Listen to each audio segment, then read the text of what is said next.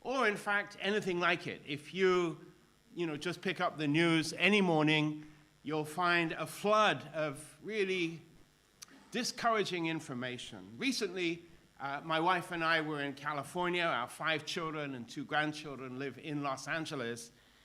And there in California, one of the major concerns, frankly, is about the environment and the relentless path of what appears to be global warming, pollution, very noticeable in Los Angeles, and the apparent indifference or inability of our political leaders, and therefore of ourselves, to really do anything about it. I have a friend from Germany, and a couple of years ago we were driving from here down to Frankfurt, and he stopped. He said, "I want to show you a dirty little secret. Germany prides itself on being a green, clean country, but here is the world's dirtiest coal mine. And it's it's gobbled up whole villages. Because the fact is that when economics is at stake, we tend to forget the importance of caring for our world." Another concern they had is of the impact of global warming right now. This is a picture from Pakistan, of course.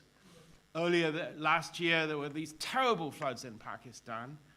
So many tens of thousands of people displaced. We did our small part from the Family Federation to try to send support so that our members in Pakistan could help relieve families. And it's amazing, a donation of £1, which for you and me doesn't even buy a third of a cup of coffee, can feed a family for a day.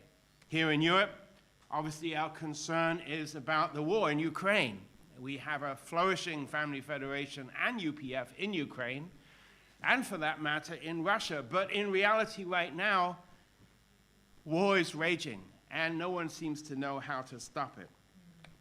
Turning to this country and the problem of refugees, every now and then we hear of these disasters of people who just want to be free, want to make a new start, and who die in the ocean.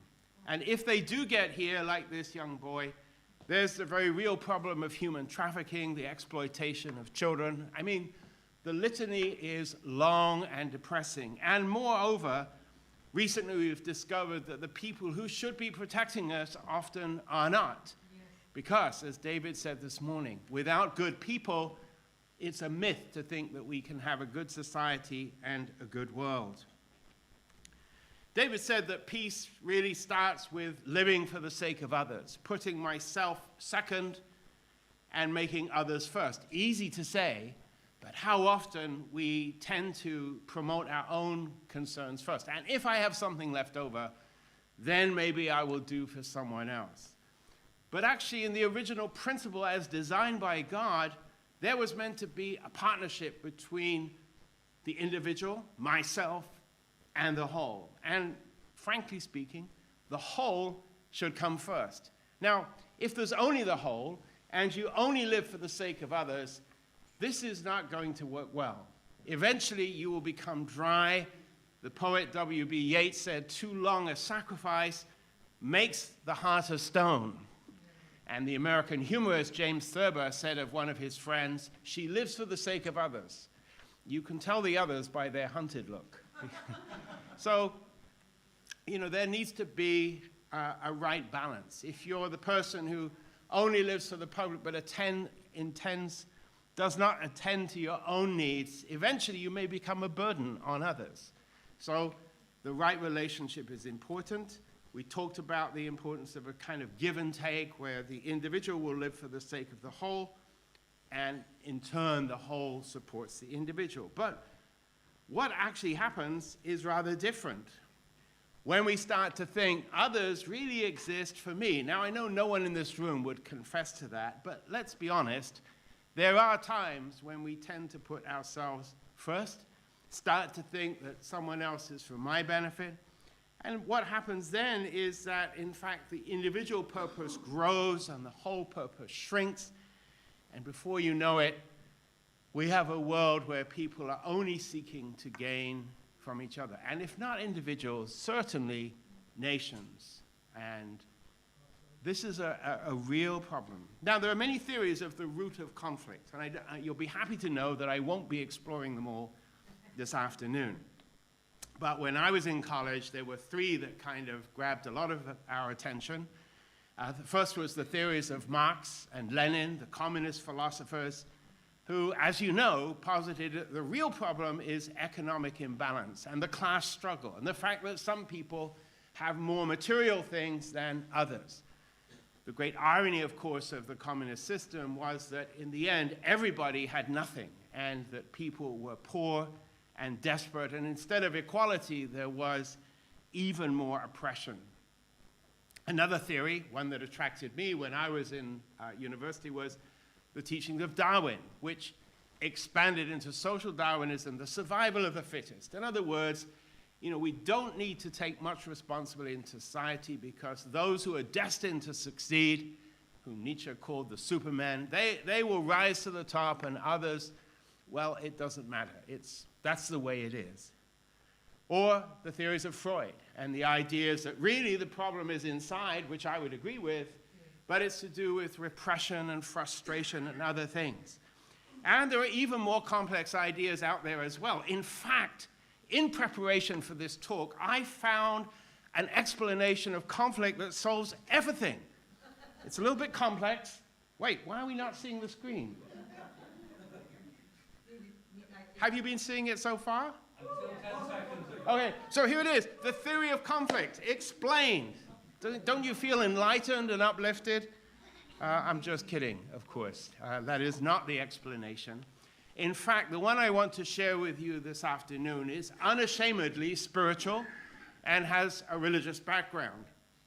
Now, I was born in Nigeria and raised somewhat distantly in the Anglican Church. I met the Unification Movement when I was 19 years old. Don't do the math, it was a long time ago. And I'm going to call on a few sources that I found useful. You will have others, and perhaps you can think about how, if you decide you'd like to share this presentation, you can supplement with your own tradition. But I'm going to read to you from the book of James. What causes fights and quarrels among you? Don't they come from your desires that battle within you? You desire, but you do not have, so you kill. You covet, but you can't get what you want, so you quarrel and fight. You do not have. Why? Because you do not ask God. And when you ask, you do not receive because you ask with the wrong motive, so that you can spend what you get on your pleasures. I mean, the key in this phrase is you do not have what you want because you do not ask God. However, some of us are very impatient. We think we've asked God. We say, okay, God, this is what I want, but we don't get it. Now, the reason could be that God is biding his time, but it could also be that God knows, actually, that's maybe what you want, but that's not what you need. What you need is something different, and I will give it to you, even though it may be very difficult. One time, I felt like I wanted to ask God. I was really struggling in my faith, in my life. And I felt, what I need is to have a mystical experience with God. I need to feel close to him in the way that the great saints did. And one day I woke up and I prayed a very sincere prayer. I said, God, today I have a favor to ask of you. I want to understand how you feel. So with that in mind, I had my breakfast, I backed out of my driveway, and somebody ran into my car right away. So I was shaken up, the car was damaged, and the other person was angry. Hey, that's your fault. Why weren't you watching? Actually, it wasn't really my fault. So I was late to work, and I just had an accident. So, okay, admittedly, I might have been a bit grumpy at work. That soon translated into other people being angry with me, and by lunchtime, I was in total turmoil, upset, misunderstood, still with a bit of whiplash, and hungry. The day went from bad to worse, with problems mounting up, and when I finally dragged myself home late at night, my wife, who was sitting in the back, was cross because I'd missed one of the children's events, and I thought to myself, God, didn't you hear my prayer this morning? God said, oh, yes, I did. You wanted to understand how my day is? It's like that. Every day. I'm misunderstood. People blame me for things I didn't do. I try my best, and things get worse. So I never prayed that prayer again. I thought, one time is enough. So, the root of conflict. Now, Mother Moon, speaking at the United Nations, had this very direct statement, and I want to refer it to you because I'm not going to beat about the bush here this afternoon. I come before you with a message from heaven, she said. To believe it or not believe it is for each of you to decide for yourself. But I stand here firmly resolved to act in God's stead and convey his message to the world in the time of the last days. So, as David more kindly said than I did, whether you believe it or not is up to you. Certainly, I hope you'll find something in there that stimulates your thinking. Because after all, if there was any one thing you could take away from this afternoon that would help to end this world of conflict, or even the conflict within myself or my family or this nation, that would really be worth knowing. And what is this revelation? Well, first of all, in common with many faiths, we teach and believe that conflict started in the first human family. And our reference point in this case is the book of Genesis, but also there's similar accounts in the Quran, in Greek philosophy, in many traditions. So there's some deep and hidden insights in this story about the human condition as it is, apart from any symbolic things that may be there. And there are similar accounts, as I said, in other faiths. So just to remind you, for those of you who didn't read the book of Genesis this morning, which is probably everyone, chapter 2 talks about the world after the creation. So Adam and Eve are there, and they are growing, and one thing is clear, they talk to God, and God talks to them. It's no mystery. And God tells them, you can do anything you want in this garden, you can eat of any fruit you like, except one. Of the fruit of the knowledge of good and evil, you should not eat. I'm going to come to that in a minute, but basically the symbology here is clear. There's two trees in the garden, the tree of life, which represents Adam, and the tree of knowledge, which represents Eve.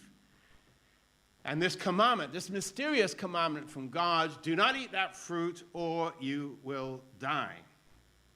And this, as I said, is a symbol of Adam and Eve. Not Adam and Eve who'd committed any sin or wrongdoing, as they were the pure children of God, servants of God. And in Genesis it says, in the Garden of Eden they were both naked and they felt no shame. And the woman said to the serpent, which we understand is a symbol representing Lucifer, Shaitan, the angel of God, God said, you must not eat the fruit from the tree, and you must not touch it, or you will die. You will not surely die, the serpent said to the woman. She took some and ate it. She also gave some to the man, and he ate it. So they made coverings for themselves. Well, already there you can see a problem, because God had told them one thing, and then an angel, whoever it was, the devil, told them something else. And I mean, this is actually a common experience in my life. I understand very clearly. God tells me something, often through my wife, and I start to look around for other explanations because I don't like what I hear. I think, yeah, maybe there's a second opinion here. But the thing is, there is no second opinion to God. God never tells us something because he wants to constrain us or harm us. In Jeremiah it says, I know the plans I have for you, says the Lord, plans to prosper you, to give you happiness and a future. Any commandment of God is for goodness. Any commandment of God is to help us to become more like him. But almost always, there's another voice suggesting there might be an easier way, a simpler way. Why don't you look at what that person is doing over there? Because they're not troubling themselves.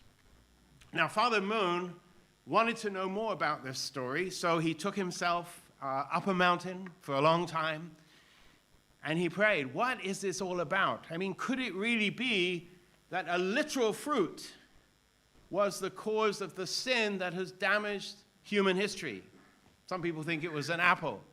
I think there's other traditions that say it was a peach or a pomegranate. But the reality is, something we eat physically is not going to cause a sin, a separation from God that has lasted for thousands of years. It may make you sick in your stomach if the fruit is not ripe, but it's not going to have that lasting thing. Other people think it was a test. Well, here God is testing human beings to see, will they be obedient? There are sayings that if you're obedient in a small thing, then maybe you can be trusted with big things. But then again, think, does God need to test human beings on pain of death?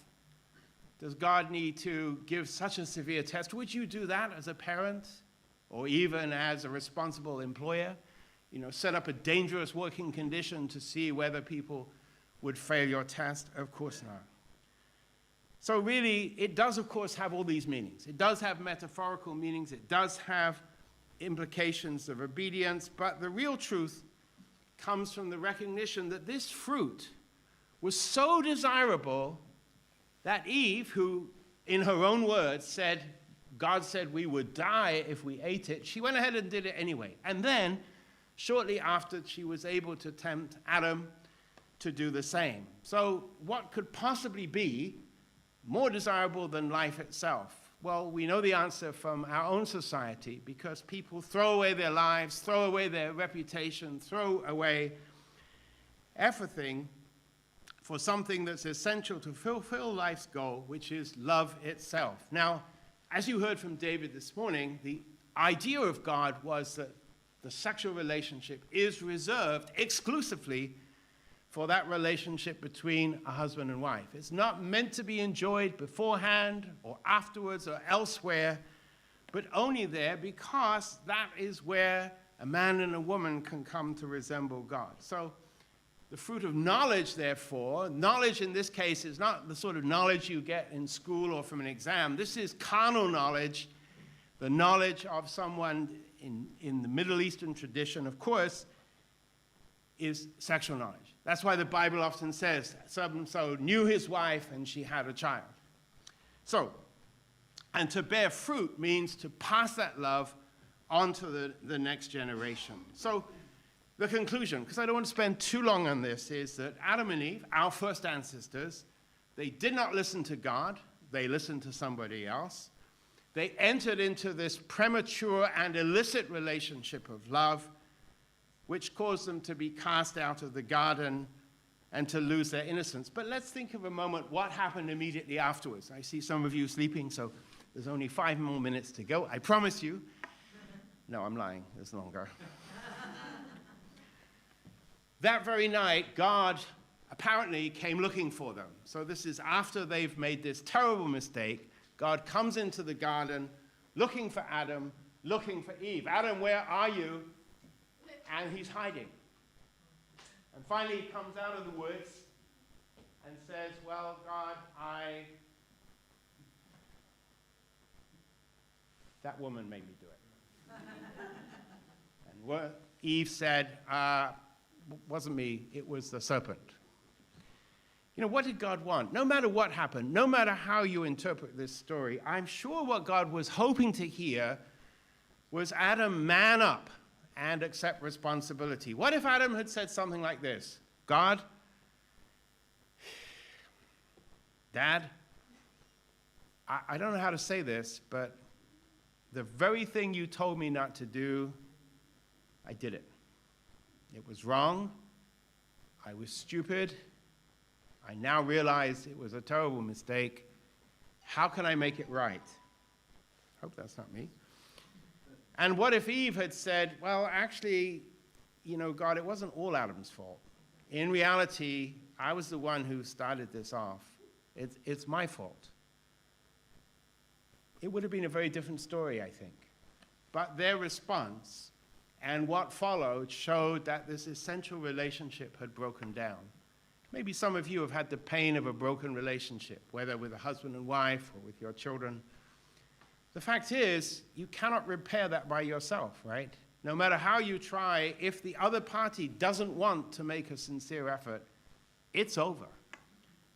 God tried throughout history to mend this relationship, but he could never do it. One more thing. We understand that this commandment to Adam and Eve, it wasn't meant to last forever. It wouldn't make any sense to put this man and woman in the Garden of Eden and say, you can't have sex. You can never enjoy that relationship. No, God wanted them to grow till they were mature enough to handle it. And that still makes sense today, right? What he wanted, as David explained, was that they would first mature their character, become men and women or a man and woman actually, of integrity, who would put the other first. And when they'd reached that state, wouldn't have taken too long, maybe 17, 21 years, whatever, then they would receive the blessing of God. Okay, now it's time to eat the fruit.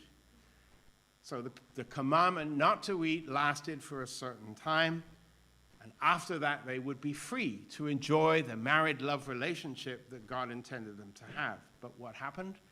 Along that path, before they reached maturity, they listened instead to the voice of the devil, and they fell. They fell down below the level, even, it says, of the angels of creation. Now you might think, well, what did God think about this? As he watched this unfold, we think that God was heartbroken. And in fact, I'm going to introduce you a few quotations from different scriptures that show God really wants to solve this problem at its root. Of course, in Genesis, shortly after, we hear God saying this incredible statement: God was grieved that he had made man and woman, and his heart was filled with pain. You know, it's a mistake to think that God, like the Greek philosophers taught, was immovable, you know, beyond creation, unaffected by what happens in his world. Nothing could be further than truth. God is deeply hurt when we disobey him, disappoint him, betray him. On the other hand, he's so pleased and happy when, despite ourselves, we obey him and follow his commandments. It makes him very happy. So, taking some different scriptures here, here's one. It is better to die than indulge in the partaking of forbidden, lustful pleasure. From the Dhammapada, the man who goes to the wife of another digs up the very roots of life. And then from the Quran, do not come near adultery, for it is a shameful deed, an evil, opening the road to other evils. And from Corinthians, flee from sexual immorality. He who sins sexually sins against his own body. And a couple more. O children of Abraham, of Adam, let not Satan seduce you in the same manner as he got your parents out of the garden. It's very clear here in the Quran, right? By seduction, human beings were removed from the garden, stripping them of their clothing in order to expose their private parts. And then from the Sikh tradition, sexual desire is the window, pain and pleasure are the gatekeepers, virtue and sin are the gates. So, why am I telling you this? I'm telling you this because for Father and Mother Moon, the founders of UPF, this principle, this essential of restoring righteous human sexual relationships was very dear to him. One time he gave a speech, actually it was the founding of the Family Federation. Everyone thought he was going to talk about families and good teachers and good parents, but instead he gave a talk called The Origin of the Universe. And he made this extraordinary claim that actually God exchanged the ownership of men's and women's sexual organs. I mean, everyone was, wow, what? He said, yes, but it's true. Once you're married, the husband's sexual organ belongs to his wife. No one else has permission than she, and vice versa. Now, I had a very personal experience of this one time in Reverend Moon's home in East Garden, and it was an extraordinary occasion. He had brought 40 people of different faiths to come and study this principle, not for an afternoon as you are, but for 40 days. But before it even started, he called them together, and among them was one of their spiritual leaders. And that spiritual leader gave up to give some greetings, and everyone thought that Father Moon would say a few nice words. But instead, can you imagine what he did? He walked up to this man, and he grabbed him in the groin. And he said, "This belongs to your wife." because he could see that actually this person had a serious problem.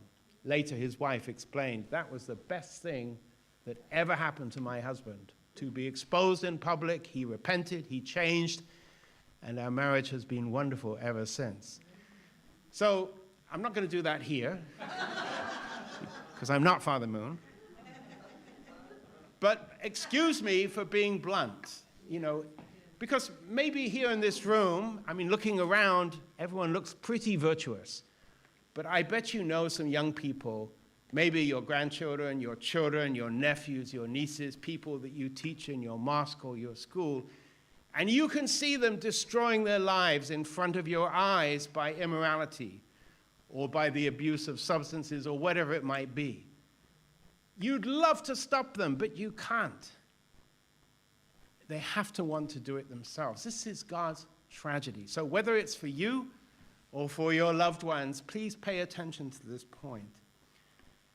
There's a lot of evidence that the origin of evil comes from the misuse of sexual love. It's considered the worst sin by many religions. It's passed on through generations, which again points to the love relationship. It's led to the decline of civilizations.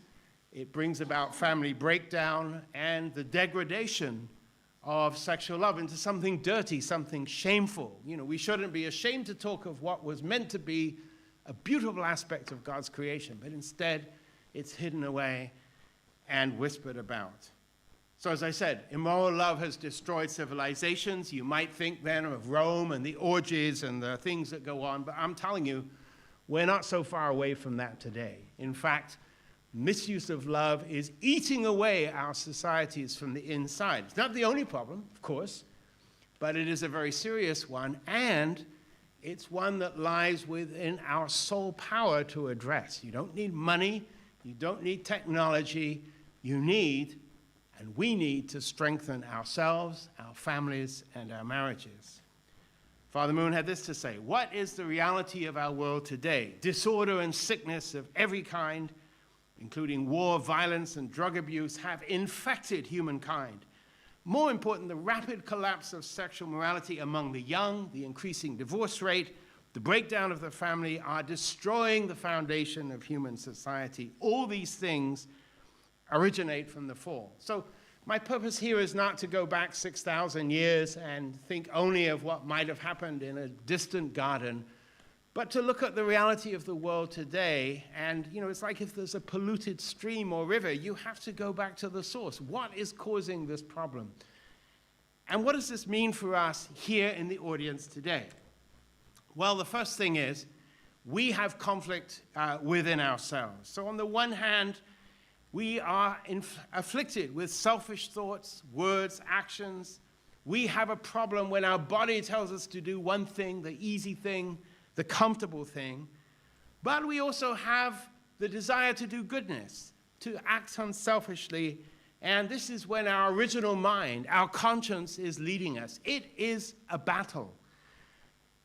There's a battle in the mind of every person, and it manifests not only in the individual, but it spreads to the family, society, the nation, the world. When Father Moon spoke in the United Nations, he was very blunt. He said, look, this body will never bring about peace as long as the people here are more focused on what's good for their nation than is what is good for the world. Now, you might think, well, okay, there's a battle between mind and body. We have to overcome. But the truth is, it's really not an equal battle at all. Because of our history, because of the way society is, our selfish nature is quite well developed, and our conscience often is weak. Now, of course, if you've lived a life of spiritual discipline, if you've devoted yourselves to teaching others, you will make strenuous efforts to overcome your evil nature and be good. But I'm telling you, and I know I have the agreement of all the spiritual leaders in the room, you never escape from that tendency. You have to fight it every day. Father Moon used to say, every day I feel like I'm in a battle with death. And at the end of the day, if I've overcome myself and if I overcome my evil desires, then I can say one more day towards the will of God. Nobody is immune from that. And indeed, All religions are very blunt about this. In Sikhism, we hear, whoever proclaims himself good, that's already a sign. Goodness approaches him not. In Hinduism, it talks about the mind being twofold. There's the pure and the impure. In the Native American traditions, I had the opportunity to spend some time among Native Americans in Oklahoma and Texas, and this is something that's very much in their thoughts, that we have a bad heart and a good heart. And of course, St. Paul, perhaps most famously of all, confessed, I don't do the good that I want to do, but the evil I do not want is what I do. So, as we heard in the first lecture, the true, genuine love means I unconditionally care about the happiness of another person. This is actually the love of God. God never thinks of himself. God always thinks of what's best for us. But false love, conditional love, is, well, actually, I love you if you make me feel good. I care how you make me feel. And in a way, this is like a staircase. I'm going to use this as my final imagine. You know, the fall away from true love is gradual. So the first thing is you start to see things from a self-centered viewpoint. Me first. And this starts in the mind. You don't have to say anything. You don't have to do anything. As far as everyone else knows, you're still good. But in your mind, that worm of selfish thinking is there. And then you start to think, well, actually, that's right. This is not selfishness. I am, in fact, more important than other people. I work harder. I love God more. I give more donations. I'm better than others. You may notice that I'm speaking with a sense of personal experience here. Still, it's in the mind, but then it starts to get turned into action. And this is, of course, where the problem comes, because then you start to actually actively work against other people. A little comment here or there. Yes, you know, he's a good, yeah, he's good, but did you know, yeah, she's very talented, but have you noticed? So in order to increase our own chances, we put others down, which of course causes actual harm to them. And then we start to try to bring others, you know, to rally around others who agree, well, you know, look at that. That person's a hypocrite. You know, that person is wrong. And we corrupt others in the process. So you see how it started in the mind, it translates into a plan of action, then the action takes place, and finally, others start to suffer. And we feel justified.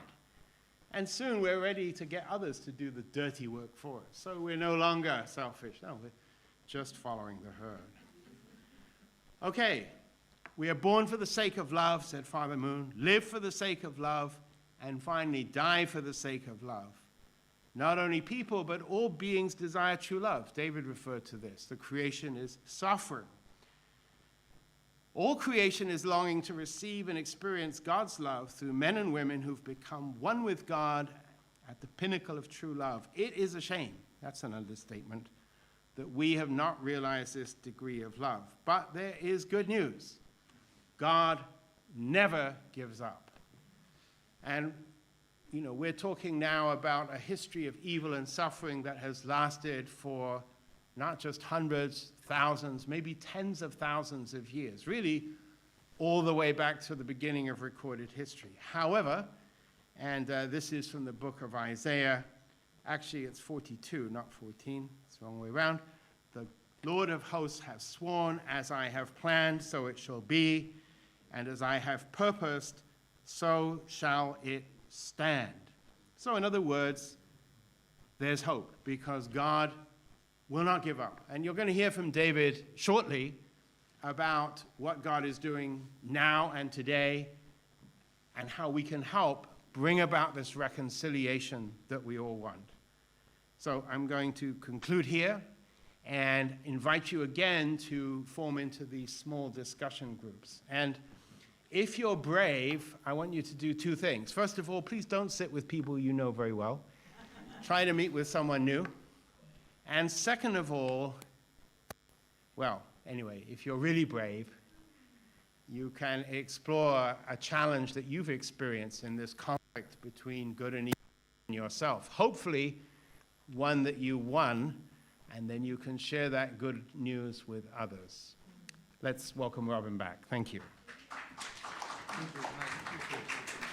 That was great. I was going to say, if you're really brave, Ernst, you see Ernst at the back?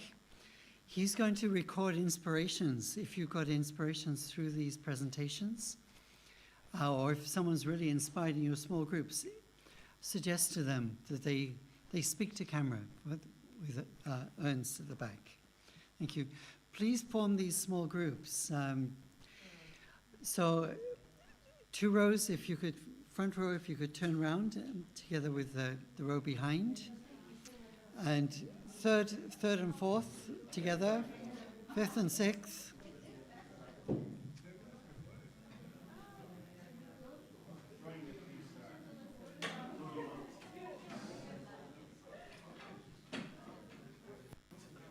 So we have 10 minutes.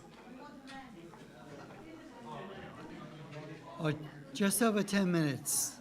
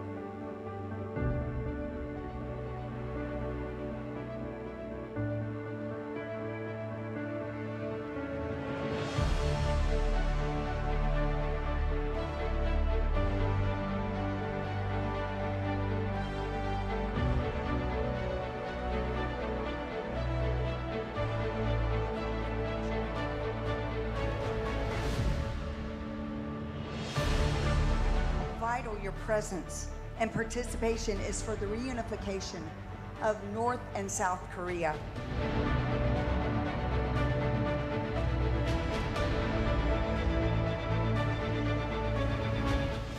This inspiration is highly needed.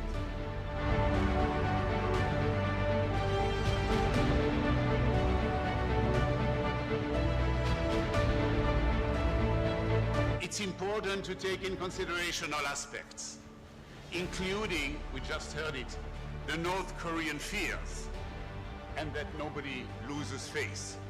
I don't believe one should be a winner and the other one should have lost the game.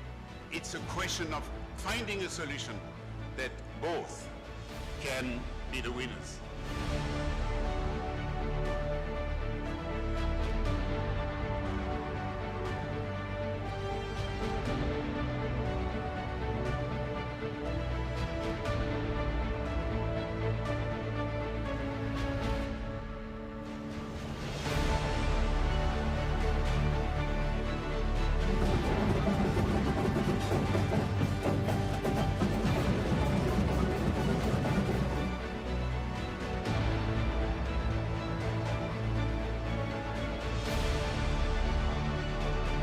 And during this time of the pandemic, we need health for peace and peace for health.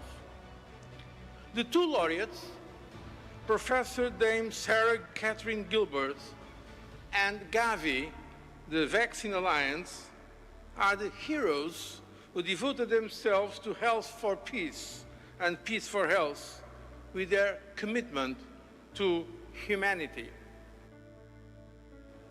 I'm a scientist, and for some years my research has been on the development of vaccines against viruses that are known to cause outbreaks. We can achieve so much when we work together, each bringing our different strengths. The work we did to produce the Oxford AstraZeneca vaccine was exhausting and overwhelming at times, but ultimately vital and rewarding. I hope that many young people will be inspired in their career choice by knowing about what we achieved.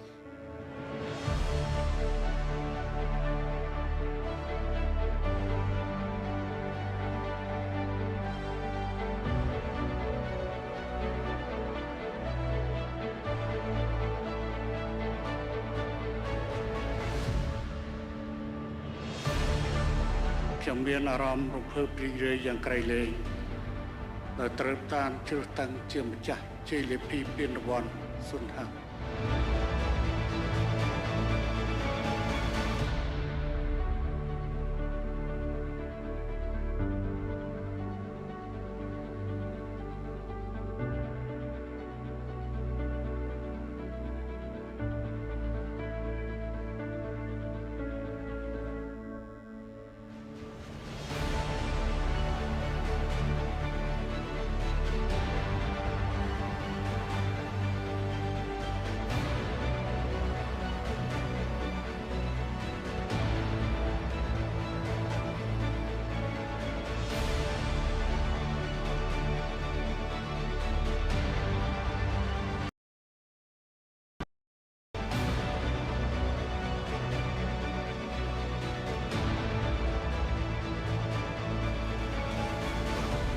We work together with wisdom, sincerity, and resolve. I do believe we can illuminate the path to peace both on the Korean Peninsula and beyond. Please join me in working, striving, and praying for a Korea that is safe, prosperous, flourishing, united, and finally at peace. Let Korea's example teach the world that peace can thrive if humanity can collaborate, communicate, and develop together. Kamsahamnida. In the Korean Peninsula, a fragile truce remains in place since the 50s. Unfortunately, all these efforts produce very little outcome. This makes the 2022 UPF World Summit all that more important and timely.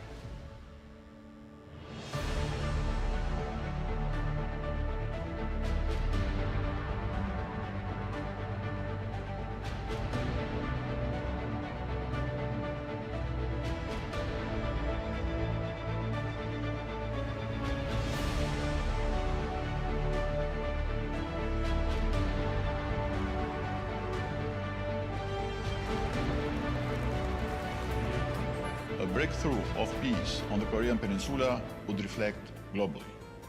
If peace will be the cornerstone of every nation and every generation, then the 38th parallel can become a symbol of peace rather than division. I wish that peace prevails in the Korean Peninsula and the entire world. Thank you. Are doing a great job making any effort to unify Korea, but respecting human rights, having the sense of history that drives you to this effort for unification. This is a win-win process that say nobody will be damaged by the Korean unification. In this context, the Korean Peninsula could be the ground of an exemplary pathway to peace. In order to have a fruitful dialogue, the strategy should be based on political, cultural, and social interactions responding to the aspirations of both people and regimes. I am sure that the Universal Peace Federation Summit will contribute to this important process of searching for constructive solutions to a conflict that has been going on for too long. The people of Kosovo and of South Korea share a similar past of suffering under occupation and of struggle for freedom. Freedom means and seeks peace. And to attain lasting peace, all of us must do our part wherever we are.